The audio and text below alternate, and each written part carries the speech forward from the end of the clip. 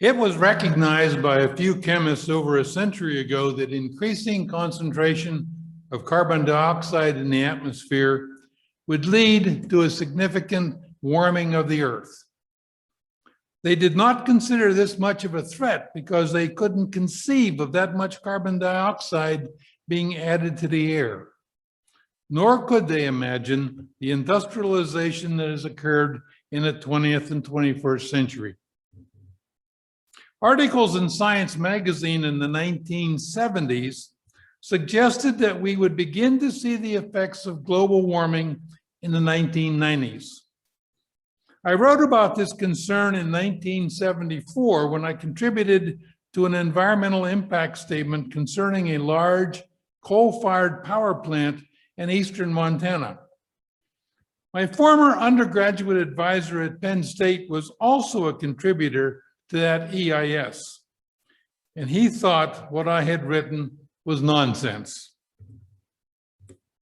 After the large fires in Yellowstone National Park in 1988, James Hansen, who was at NASA at the time, addressed Congress on global warming.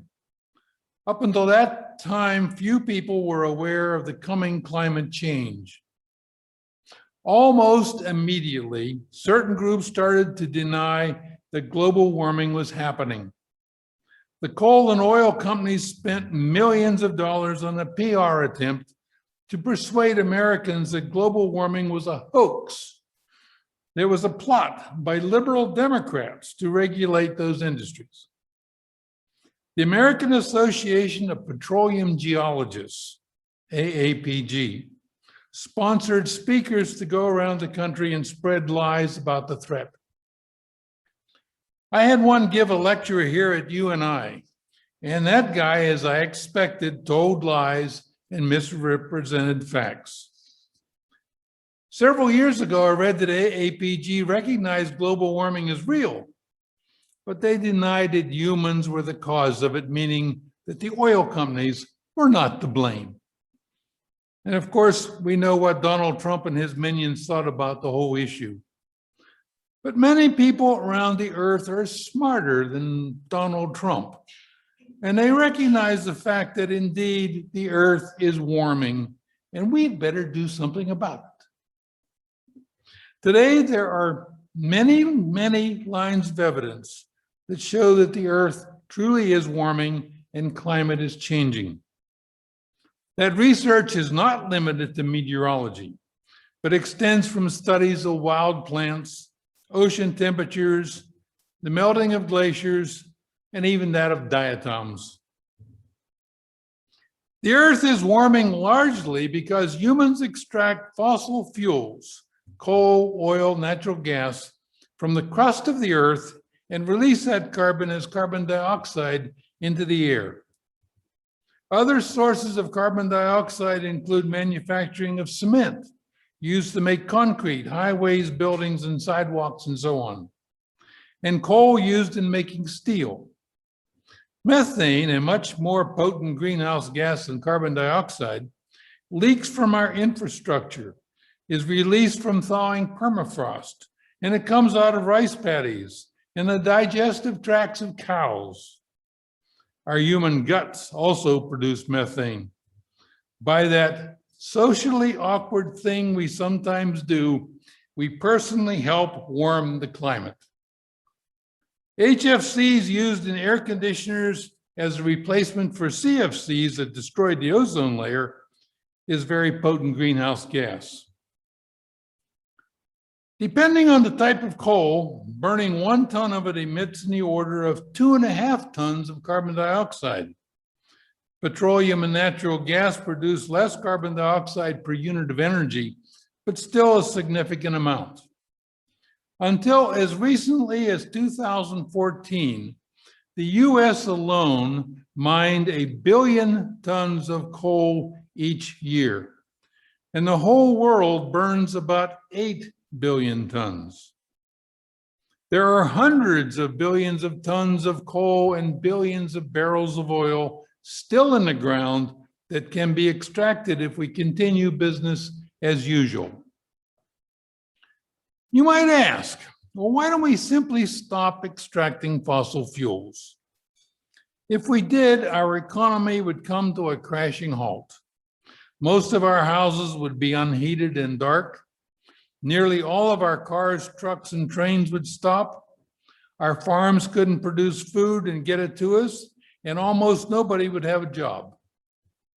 It took many decades for our economy and way of life to become this dependent upon fossil fuels. Industrial societies have been mining coal since the 1700s. Wind turbines, solar arrays, hydropower, and nuclear reactors provide energy without adding carbon dioxide to the atmosphere. But it will take a while to replace most of the fossil fuels. Nuclear power faces great political and economic resistance, and most of the suitable sites for hydro plants, that's dams, are already taken. The building of large dams to create hydropower produce a whole suite of other environmental problems. Meanwhile, the Earth continues to warm. There is enough CO2 in the atmosphere right now to keep warming the planet, melting the glaciers, raising sea levels for decades to come. I want to point out also that global warming is only one of several impacts that humans have on the Earth. The human population is creating a biological crisis by extirpating species at a greater rate than the Earth has experienced in 65 million years, since the dinosaurs went extinct. Biodiversity is declining partly because of the destruction of habitats, but it is also pollution from various sources and chemicals intentionally released in part to eliminate pests and to enhance harvesting of crops. Pesticides kill more than just the species we want to get rid of. Industrial wastes, including those wastes produced by mining, eliminate habitat and pollute the air and water, and they kill much. Our great demand for agricultural crops, wood, and fish also help diminish biodiversity. Unitarian Universalists like to be engaged and be part of solving large problems. So what can UUs do about global warming and its associated climate change? In a world of almost 8 billion people, the truth is that a few UUs have limited impact. Not only are we few in number, but we are also a major part of the problem. Most of us in the CVUU live in houses that would be considered palaces in much of the world. We consume resources many times that of most of the people in other nations. The old saying, "We have met the enemy and they are us," applies to us UUs. The question is, can we help in any way at all? The admonition to use up, reuse, and recycle is one step forward. Bessie says I do my job by wearing my 20-year-old shirts. Not wasting food, composting waste, recycling cans and bottles, and changing light bulbs are all good things. I might add that voting in the right way is also a good thing. No votes for Donald Trump and those who would completely deny global warming. One of the ways we're responsible for a lot of energy is by traveling. Flying across the country or overseas adds a lot of carbon to the atmosphere. UUs, including myself, like to travel. Some of the suggested ways to solve these problems are not panaceas. Let's take electric vehicles and ethanol as examples. It's been claimed that electric vehicles are 60 to 80% efficient, whereas gasoline vehicles are only 12 to 30% efficient. And here's the rub. If electric vehicle is charged by electricity generated by a coal-fired power plant, the efficiency claim is bogus. The electric vehicle might itself be rather efficient, but that power plant is at best only 40% efficient, and there are transmission losses as well. The carbon dioxide put into the atmosphere by coal-fired power plant generating the energy that the electric vehicle runs on is greater than the same energy produced by a car using gasoline. But if the electric vehicle is charged using electricity from solar, or wind, or hydro, or nuclear sources, then electric vehicles are indeed very good at reducing carbon dioxide emitted. As we move toward completely powering our electrical grid by these non-carbon sources, electric vehicles will be a much better transportation. However, there is still the environmental impacts caused by the mining of lithium, nickel, and cobalt, as well as other elements that are used to make the batteries and vehicles themselves. The mining and waste products, as well as the international implications of obtaining these elements, are ignored in much of the discussion regarding the benefits of electric vehicles. Another difficulty right now is in the recycling of batteries, which requires a good bit of additional energy in the production of toxic materials and more greenhouse gases. Of course, coal, oil, and gas extraction produce their own share of environmental impacts. Ethanol has been sold as renewable fuel, but the energy required to produce ethanol and the environmental impacts of growing all that corn, the pesticides, the erosion, the energy itself, are usually missing from the discussion. Ethanol is a subsidy for farmers. It does not solve the global climate problem. In fact, ethanol adds to the heavy footprint humans make upon the earth. But it's not all doom and gloom. Besides the use, use up, reuse, and recycle, each of us might be able to contribute to helping the global problem depending on our situation. We might give up using pesticides on our lawns, or we might choose to forego that trip across the country or ocean. A resident living on a quarter-acre lot in Cedar Falls or Waterloo can hardly install a wind turbine, or might not be able to erect a solar panel array. Pardon me.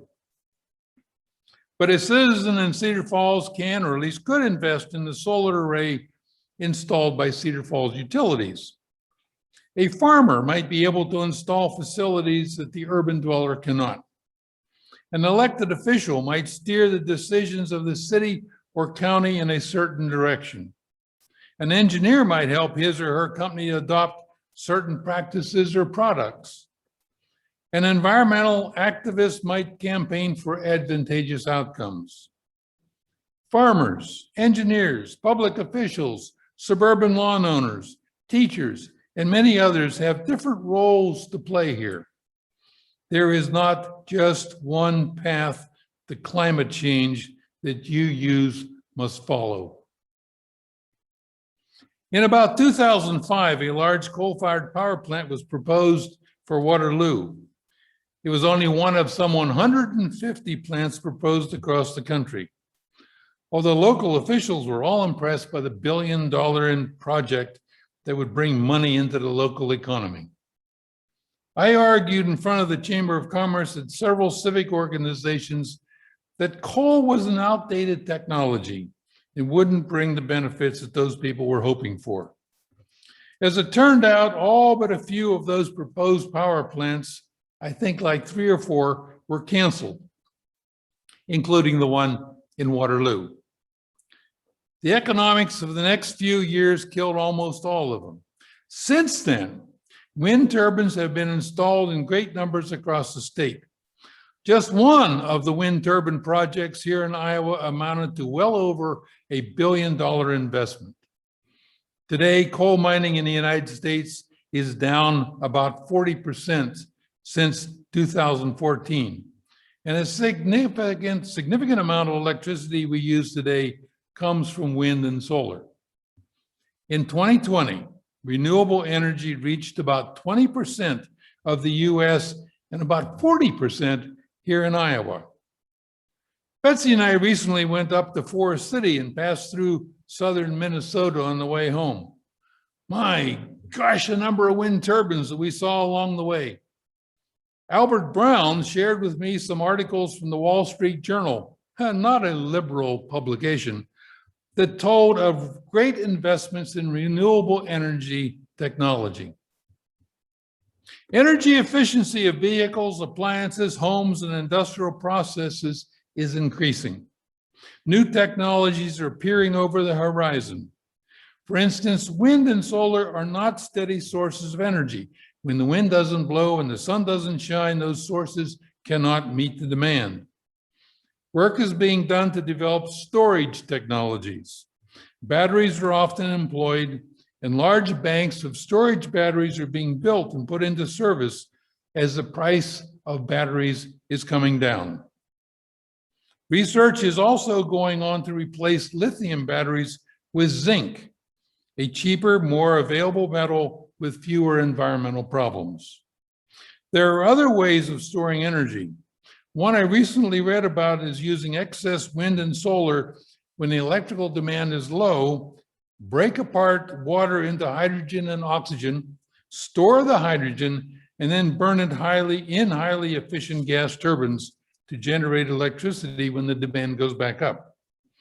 Another way is to store energy in pump storage facilities. In Scotland, there's another energy storage device under development where a great weight is lifted up and then released to generate power. It's like pump storage, except it uses a weight instead of water. As these new technologies come online, the future of non-carbon sources of energy will be greatly enhanced. Unitarian Universalists think for themselves regarding theology and religious matters. We are not told what we should believe about religion, and we must also be free to contribute in our particular ways to all sorts of problems, including global warming and climate change. The implications of global warming are extremely varied. Species of animals are endangered. Farming becomes difficult or impossible in parts of the world. Cities are flooded. People are displaced, leading to political and armed conflict, and more. Climate change will benefit some and wipe out the homes and livelihoods of others. We are just beginning to see some of the effects of this global climate shift and a shift in climate. Perhaps taking in refugees will be as relevant in the future as building wind turbines. As problems are varied, so are the actions needed to reduce human suffering from climate change. As in other matters, UUs are tasked with the job of thinking through the issues as well as taking action. When I joined a UU congregation in Pennsylvania about 45 years ago, I found a spiritual home. What those Sunday mornings in that congregation did was essentially to charge my batteries, that's not my car batteries, but the batteries up here, for work that I was doing in the coming week. What I was doing then was being a parent and husband to my family as I pursued a degree in an area that would, I hoped, lead to greater effectiveness in spreading environmental awareness.